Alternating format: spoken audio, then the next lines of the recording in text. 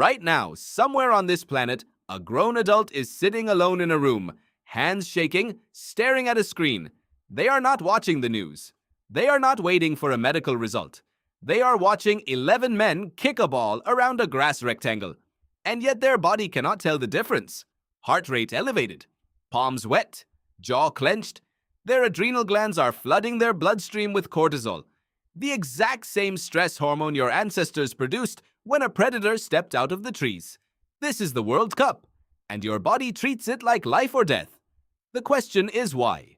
Not why football exists, not why people enjoy sports, but why this specific event, every 4 years, causes 5 billion human beings to stop everything, stop working, stop sleeping, stop eating, for a tournament involving a ball and a net. The answer reaches back much further than football. It reaches back to the very first thing your species ever learned to do together. Your brain is not a modern machine.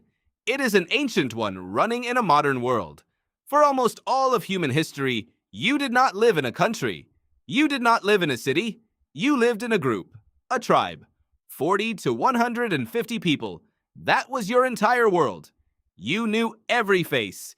You depended on every person. And the survival of that group was, without exaggeration, the survival of you.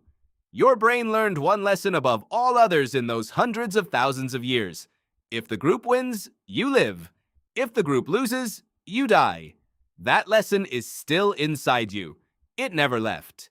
And every 4 years, the World Cup reaches in and pulls it straight back to the surface. When your national team scores a goal, your brain does not register it as entertainment. Research by psychologist Daniel Wann, who spent 30 years studying sports fandom at Murray State University, shows that fans of a winning team experience measurable increases in testosterone, the same hormonal response your ancestors had after successfully defending their territory. Your body is not watching a sport. Your body is winning a war. And when your team loses, the drop is just as real. Studies tracking cortisol levels in fans during World Cup matches found spikes comparable to those recorded in patients before surgery. You are not being dramatic when a loss ruins your week. Your neurochemistry actually shifted. Your immune response weakened. Your sleep quality dropped. You physically experienced defeat. But here is where it gets strange. Here is the part that nobody talks about. The players on the field are not from your tribe. You have never met them. You will almost certainly never meet them. Many of them were born in cities you have never visited, speak languages you do not understand, and grew up in conditions entirely unlike your own. And yet your brain has adopted them completely, without question, without hesitation. How? In the 1970s, psychologist Henri Tajfel ran a series of experiments that became some of the most replicated in the history of social psychology. He divided strangers into groups based on nothing, a coin flip, a preference for one painting over another, a random number. And within minutes, people were already loyal to their group and hostile to the other. Tajfel called it social identity theory. The brain does not need years of shared history to form a tribe. It needs a symbol, a color, a name. Your national football shirt is that symbol. The moment you put it on, or the moment you see 11 people wearing it on a screen, your ancient tribal brain locks in. Those are your people. That is your group. What happens to them happens to you. This is why the World Cup works at a scale that no other event on Earth can match.